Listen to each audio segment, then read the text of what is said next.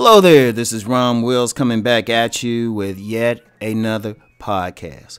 Culture plays a part in how looks are perceived. Now, you know what? We always got that looks argument and everything, and people looking a certain way, and plus you got major YouTube channels. Major YouTube channels that talk about the looks thing. Now, I have one criticism of them. I have one major criticism of them. Because I've, of course, said, yeah, looks matter. I've said that. I have said that. But I've also said it depends on what the woman likes in looks. And it's not always good looks. There's some women who actually like a homely man. Or an average-looking man. I've had several very attractive women say they don't want a man that look better than they do. He just need to look decent. So looks, I mean, yeah, it's mattered. But then something that people don't talk about, because I notice with these channels, they always promote, like, as far as looks, they always promote a primarily white male aesthetic. You know, the square jaw, like a certain type of nose, all of that. And, you know, they say, well, all these women want that. And I'm like, well, no. First of all, that's dumb as fuck. Because apparently women having babies all over the world, different ethnic groups and stuff, you know, different races and stuff, they having babies with guys. And it's very different. It's very different. Understand one thing about it. See, biology is filtered through culture. Now, on a basic level, yes, there is like some basics, but it's not a universal basic. It depends. You know, it's some basics. You know, some people might like, you know, some cultures, they'll go crazy over like that, you know, that white male ideal, which has been imposed in most of the world. But that's another thing. But you get some places where they don't necessarily have that, but you still got some guys that the women looking at like, wow, you know, like in Asia, Africa. And you have some guys, let's just use Africa for a second. You know, if you get a continental African male, he don't look like a white male. You know, his face is going to be different. Cheekbones, structure of the nose, lips, all of that. Yet that same dude might have like multiple wives and a ton of children. And I do mean a ton of children. And if you were to ask the women in that particular environment, what they think about his look, they'll be like, oh, he's drop dead gorgeous, you know. But see, the problem, that's like partly biological, you know, just a pure DNA thing, but it's also the culture that affects the look. You know, remember when we had the big thing over beard game? You know, that's more of a cultural thing. That's more of a cultural thing. That's a cultural aesthetic. You know, even, and, you know, when we talk about culture, we got to talk about everything. Like certain religions, you know, they require the man to maybe have beards or a certain look. Certain corporate cultures, if you talk about in corporate America or like, you know, more upper class, there's like maybe more clean shaven, you know, how they looking at somebody. It's like, or if you talk about different subcultures, like the aesthetic, like let's use the black community. It's just even within the black community, you know, even within the black community, say the difference between what somebody when the black upper class, which people mistakenly call they know them overall as boule, but boule is a very specific fraternity with only a small group of men. You might have a few thousand who are that. It's really just the black upper class. There's a certain aesthetic. In fact, I remember telling a fellow YouTuber, let me shout him out, Glendon Cameron. I had mentioned that to him in a conversation a few years ago. I said, when you look at those upper class black women, they actually physically look different from the rest. Because there's an aesthetic, it's a different aesthetic. But part of that aesthetic is formed by class norms, what someone is doing for a living, everything, and so they get into that group. So it's a certain look. Like shout out Kevin Samuels. He talked about what you wear as clothes form a uniform, but that uniform may even go to your aesthetics. Like, how's your haircut?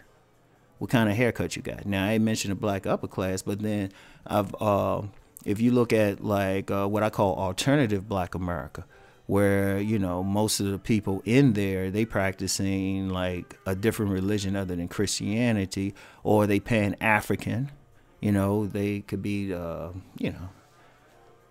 called as of in a mean way, hoteps or something, but their aesthetic is totally different. The aesthetic of what they would consider attractive, like in the upper class, if someone is more light complexion, they would be considered ideal. But if you deal with the more Pan-African, Black nationalist type of subcultures, somebody who looks more continental African would be considered that.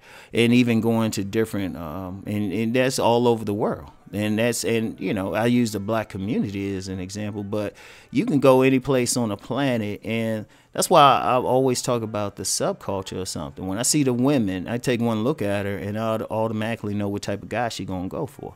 Like in some where I live, you have, it's an interesting area because I say in a 5-mile radius, you have everything from, it's mostly white. You have everything from rich whites, rich whites, money, and I can look at the women and the beauty is like, hair long. You can't find like any unnecessary piercings or tattoos or anything, and got almost a pure look to like, even in the area, like the median income is like over 100,000. But even with that, in some of the apartments, you do have some Section 8 around here, and you see who comes out of them, and also like lower classes who might, work in like local stores and everything. Totally different. Yet all of them have somebody, because when somebody's looking at somebody, they're not just looking at a pure DNA thing. Understand that. They're not just looking at them on a pure, they looking at them through the lens of their social class. They looking at them through the lens of their religion. They looking at them through the lens of their education. And subconsciously, they looking for somebody like that. Like me. That's why, and I'm gonna talk about this in my podcast tomorrow about quality women. When I look, because particularly in this section, there's a lot of talk about ratchet women, and I'm like, they don't register, because I'm looking at them through the, even though I spent some time in a very poor area as a child, from the age of 14, starting in a private school, I was exposed to a better class of people. So that's like my natural thing. That's the natural type. That's the natural type I find beautiful. Like ratchets, I don't find them attractive. Even if they have a big old butt dunk, I don't find them attractive. So I can't even relate to them.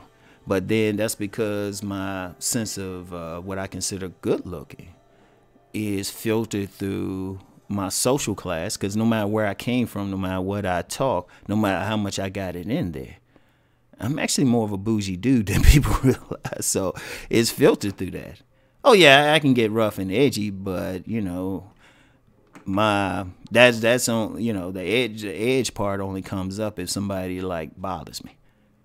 Like physically bothers me, and then Romeo comes out. But Romuald, like that bougie type of looking woman, and get along with them very well, or even upper class,